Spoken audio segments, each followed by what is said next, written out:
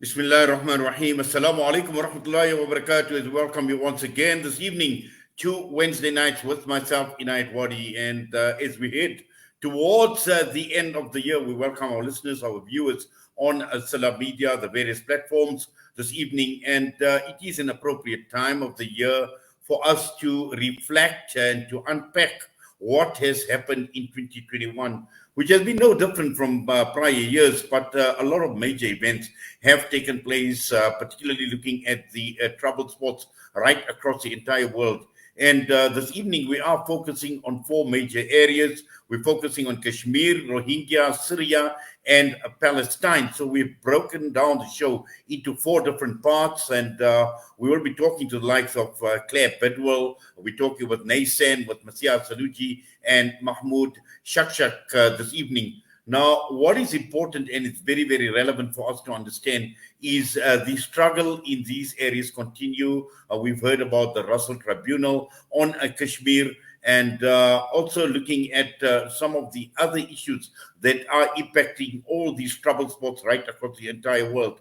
But the key issue here is injustice still remains, oppression still is the order of the day. And from now, for the next half an hour, we are going to be joined by Claire Bidwell, who is the co-founder of hashtag Let Kashmir Decide. We have spoken to her previously on Salammedia. And once again, it's an absolute pleasure having Claire Bidwell with us on the show this evening. So it's time now to welcome Claire Bidwell to the show. Claire, good evening to you from South Africa. We wish, we trust and hope that all is going well as we head towards the end of the year.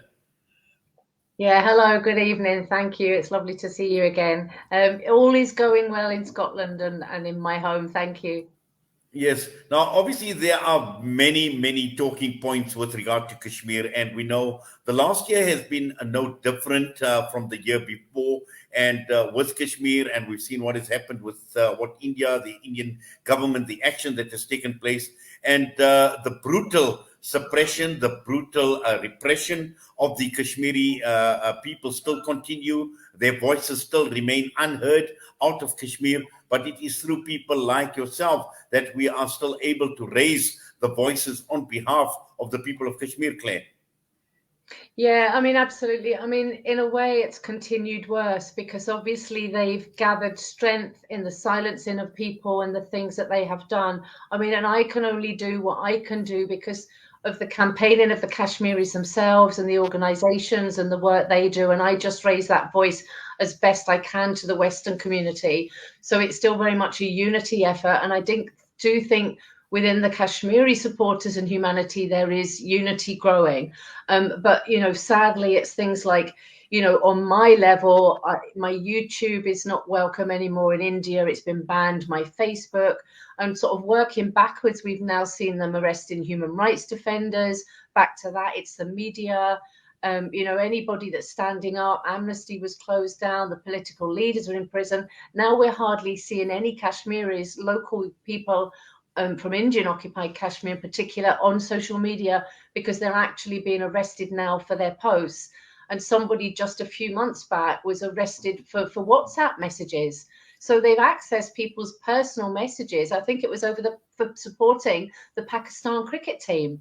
So they're able to use everything that they've gained with their oppression and illegal occupation to put that pressure and build it up. And sometimes it can be downheartening at times because of the strength and the force of that.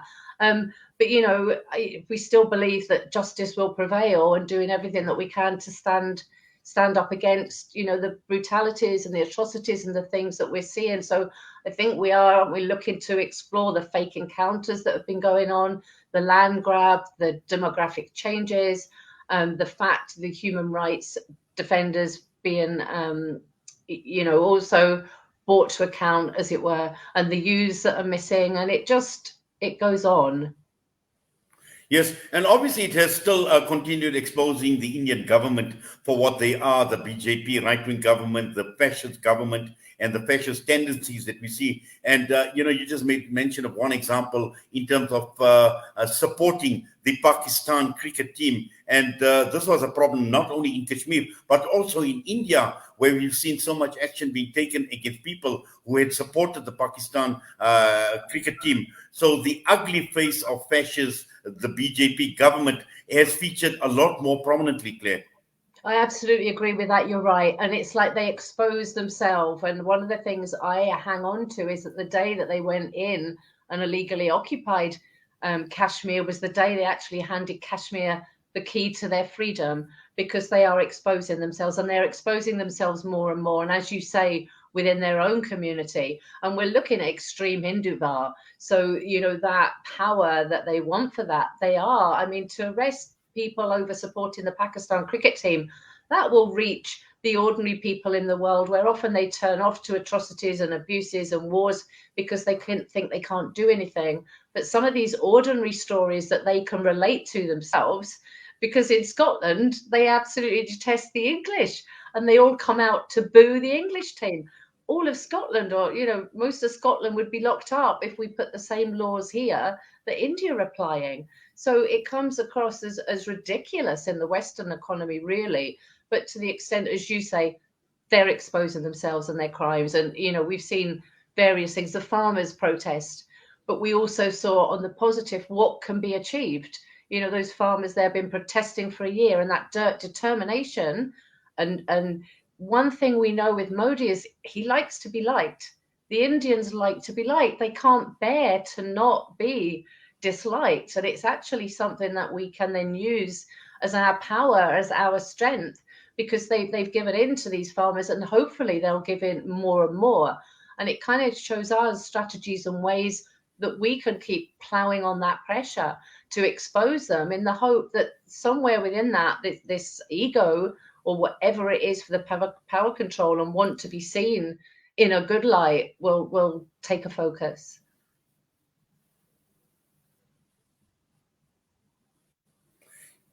Yes, Claire, I think we seem to be having a slight problem with regard to the connection, but I'm hoping that we will still continue with the show. Just looking at the leadership in Kashmir. Now, we've seen, for instance, one of the prominent leaders of Kashmir passing away at quite an old age. And also, we're looking at some of the other leadership that have been jailed. And also, I think the Indian government has become so drastic, where even to the extent when they arrest people, when they kill people, like, for instance, the example of Khurram Pervez, where they actually refuse to return the bodies of people that they've arrested.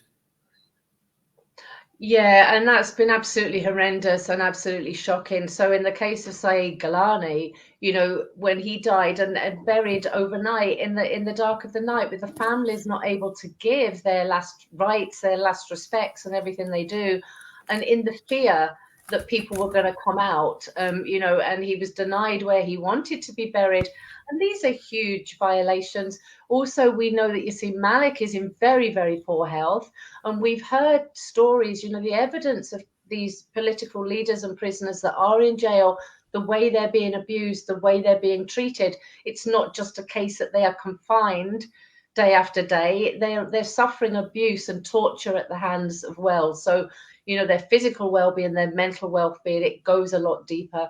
But we've seen even ordinary citizens get caught up in these fake encounters, these crossfires, and they've taken away the bodies and hidden them from the families.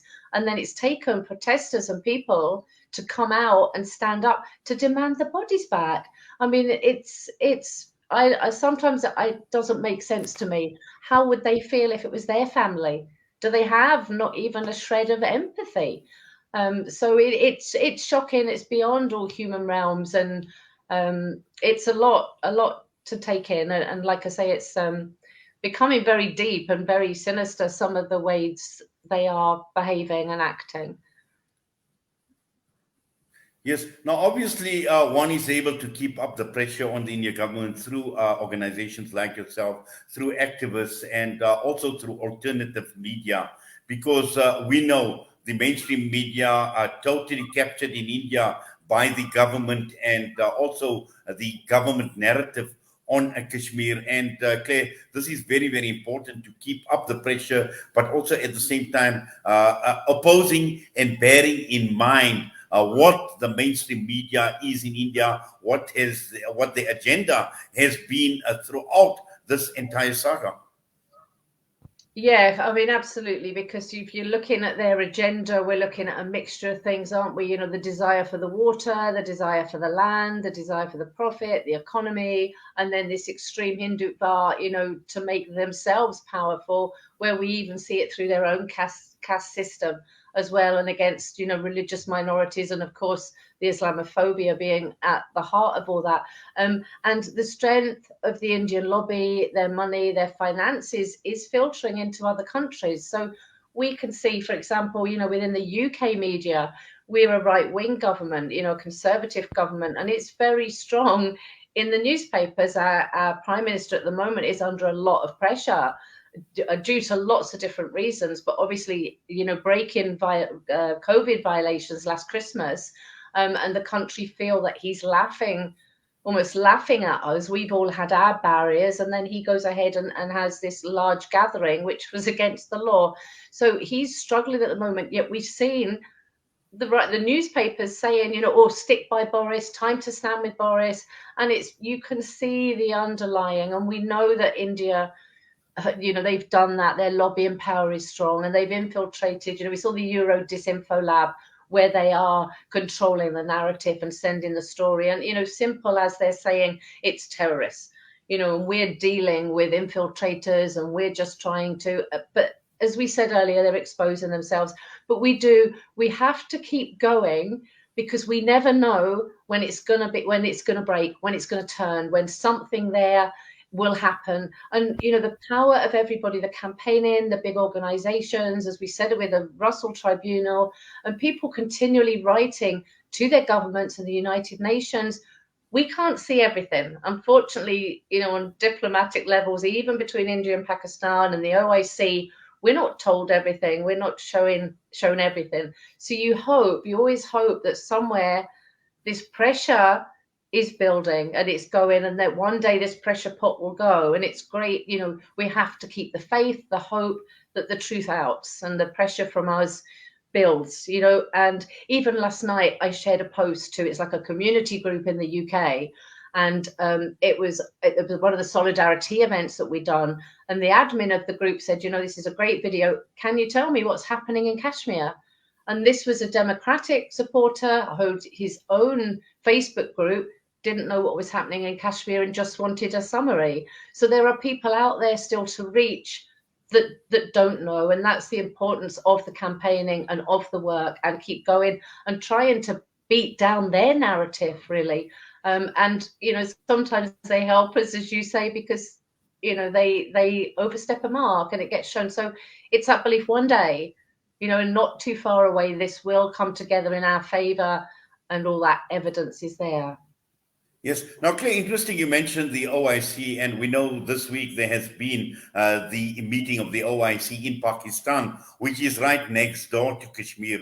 And it does appear as if Kashmir, even on the OIC's agenda, is very, very low priority, or possibly even no priority at all. And at the very least, we would have expected some of these OIC countries raising their voices, raising their concerns, but to no avail. And that is why since India had basically enacted those laws, since they basically taken over the brutal occupation of Kashmir, we've seen very little come out of the OIC. But it's basically, in fact, the relationship with India and the Indian government has actually gone the other way. Yeah, it seems so. I mean, it's actually an area that I'm not so familiar with, the OIC. I pick up the news, but it's something I don't quite understand the dynamics of how they operate and how they work. And I hear people talking about them, and I look to what they're saying. And then, you know, this is a group of Islamic countries. And I'm at a loss as to, I can only think it's the economy. Again, I don't know. It's actually an area for me that I'm not too sure on, and I need to educate myself more on it to understand a lot of what's going on there.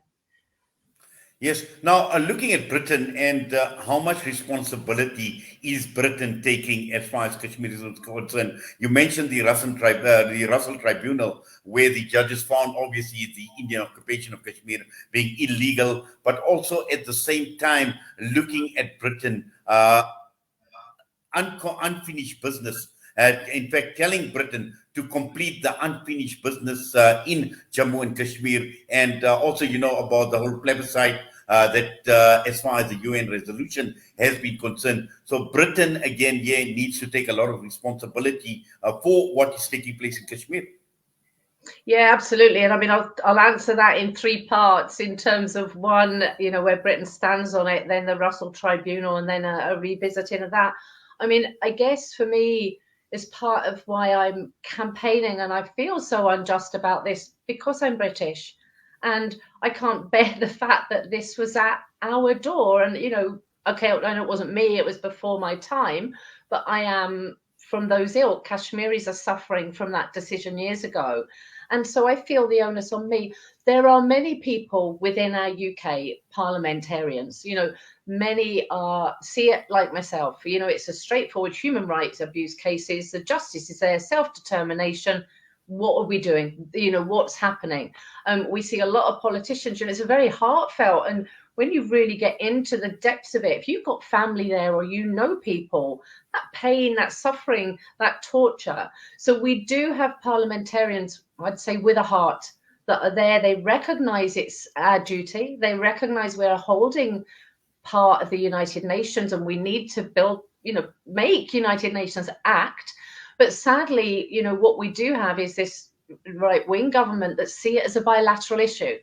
And they will just keep coming back to the fact it's between India and Pakistan and it's a bilateral issue. So that puts them in a position of, well, we can look at the human rights and we will they'll always say we'll talk to the Indian government and the Pakistan government about the human rights and that. I mean, COVID obviously has monopolized everything. It's taken over everything. So on our media, in our radio, on our TVs, it's COVID this, COVID that.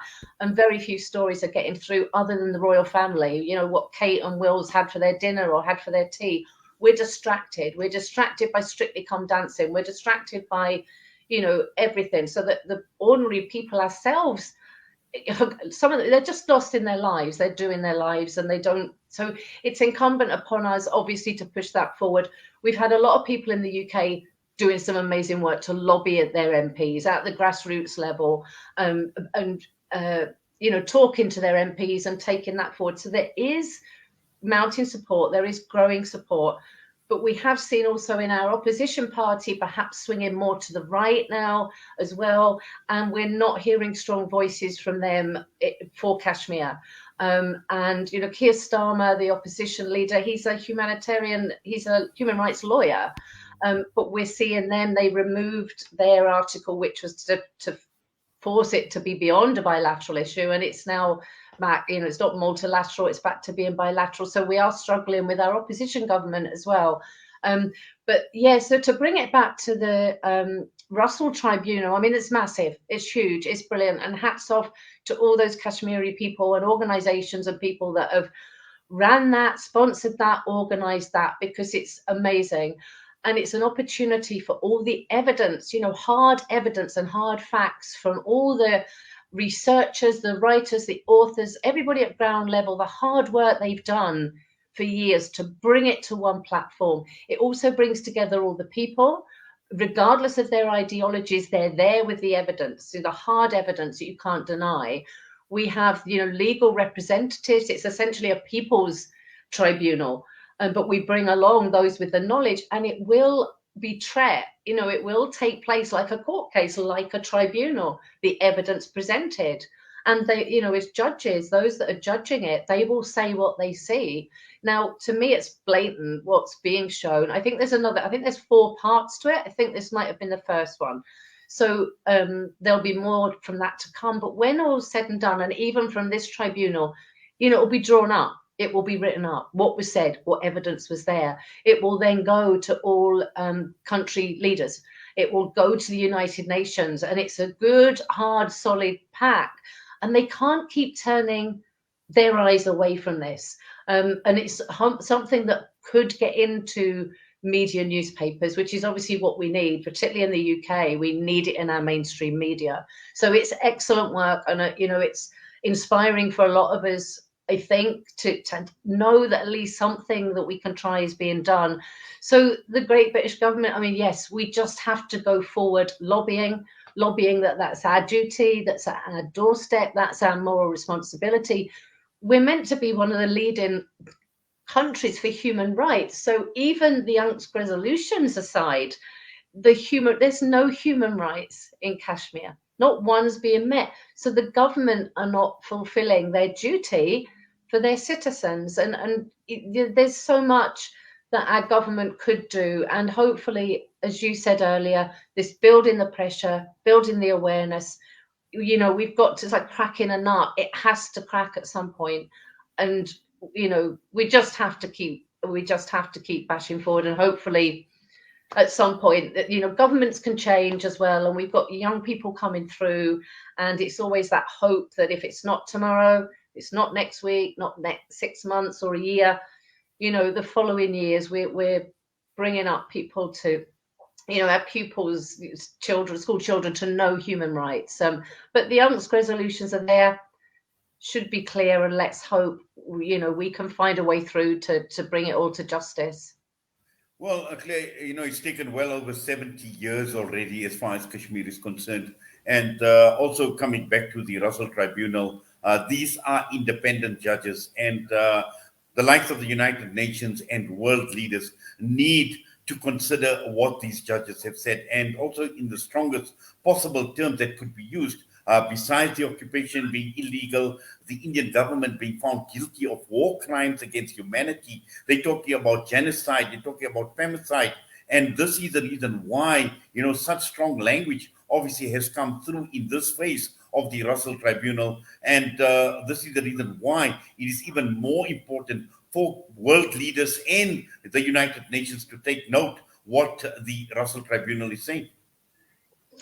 Absolutely, you're right. And I mean, sometimes I know when I get ensconced in this issue, I kind of put up some sort of barrier around what's going on, because once you start thinking about the genocide, even all the half widows, the missing people, it gets quite a lot to handle. But you're right, India are not just a threat to Kashmir, they're a threat to the world.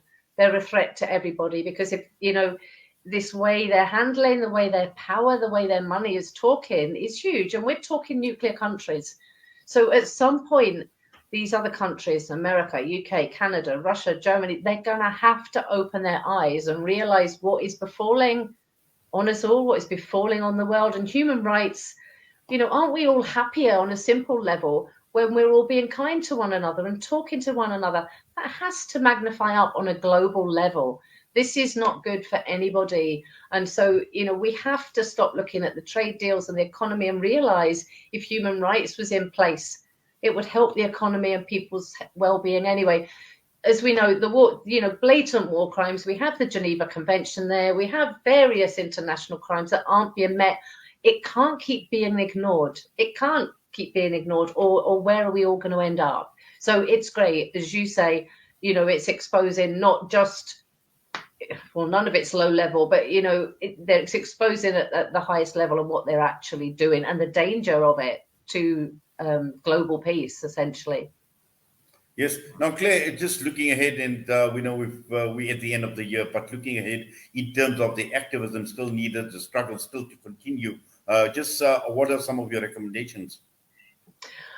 For me, it continues again with always unity, building that unity, the political divides with the ideologies until we get Kashmiris free, or the troops out, and the UNCS resolution. So for plebiscite, troops out, free political prisoners, the line of control needs to go. So we need unity of voice. There's no point Kashmiris arguing over different issues and dividing one another. For me, it's raising awareness amongst the people. The way I see it, obviously, I need all these organizations and all the researchers that are doing their job to continue with that, because they're doing incredible work. But then we need to bring the people to this, because essentially the governments work for us. They shouldn't be telling us what to do. That the power is in the hands of the people. And if the people want something, then we should be able to have that. So for me, as a campaigner, in raising that awareness, I mean, it's also the solidarity is massive, because the Kashmiris, you can lose heart. It must be awful to be in that situation and think you're alone. So the solidarity itself and the fact we're here, it is massive. I always get inspired when I see people doing things, then it carries on. For us, we're doing our every 5th of the August, of every 5th of every month, we are doing a solidarity event where people will upload their photographs or evidence of what's happening, show their support, tell the stories, share it out on social media. So it's those kind of things. There's ideas about grassroots level as well, where people in Western societies can introduce Kashmiri culture, Kashmiri, fabrics, skills, the way, anything about the country that they can, because even the name Kashmir is not necessarily known, I know from my work in Glasgow. So it's that grassroots work, the combination, the lobby in the parliament, lobby in government. In the UK, there are various groups, a new one being set up where we try to work as a community. And we all, whatever we're all doing, we try and support one another. And we have a vision, that we lobby our parliament, we lobby our UK, we get the trade unions involved, building there. We're looking at students, trying to get into the universities and build those connections of societies, make links with Palestinians, the Rohingyas, all of those that you're discussing tonight. We all share the very common theme of being, oppressed and under occupation or different human rights violations. And I think with the work of all of those is also the potential for a movement going forward, that, there's, unity there to build the power, because we're essentially all under the same, the brutalities, the wrongness of rights. And so there's power there. So it's solidarity, it's raising awareness, it's embracing anybody that's speaking up for human rights, even if you don't agree with their ideology or you think, they're accusing the wrong people. We need to understand that we need to work together and build together, because we're all on this planet. And for me, it's even the same with Indians. We need to do work with them and in there as well, and all link. But it starts at home. It starts with the family. It starts with your children, and then it builds up from there. And if anybody's got the time or effort, it's amazing what one person can do, when you start reaching out to others and the connections, and then we all build it and we all grow it. Even you and I tonight, different countries, miles apart, hopefully reaching other people. You and I will remember this discussion. We'll talk to people about it tomorrow, and it spreads out. So even somebody telling somebody new each day about it, wherever we are, to bring it into discussions and talk about it. So, I mean, that's where the level that I'm at. And obviously I'm hoping the human rights defenders, the big organizations, I know that Amnesty UK, they're on the verge of the go-ahead to campaign in the UK for Kashmir. That's massive. That is massive for us, because they reach so many caring human beings that won't know about Kashmir, because they see about Palestine, they might know about the Rohingyas, various other, Syrians, and really supportive of refugees. So we're just needing more to hear about the Kashmir issue. And then, as you say, hopefully Modi, some of the evidence he's showing us and giving us will expose himself anyway. So those are just some of the different ideas, but supporting others with their work and what they're doing, and recognizing it all. Well, Claire, I must say it's been an absolute pleasure linking up with you once again on the subject of Kashmir. We thank you. We do appreciate you taking time out. And yes, the festive season, the holiday season is upon us as well. We wish you all the best. We wish you safety. We wish you good health as well. And looking forward to engaging with you once again. But for now, please take care and please be safe. It's been a pleasure. Thank you so much. All the Take best. care. Bye-bye. Bye-bye. Claire Bidwell joining us out of Scotland this evening, and that is the first of the updates that we are bringing you on major events in 2021, the issue of Kashmir. We come back and we're going to be focusing on the Rohingya.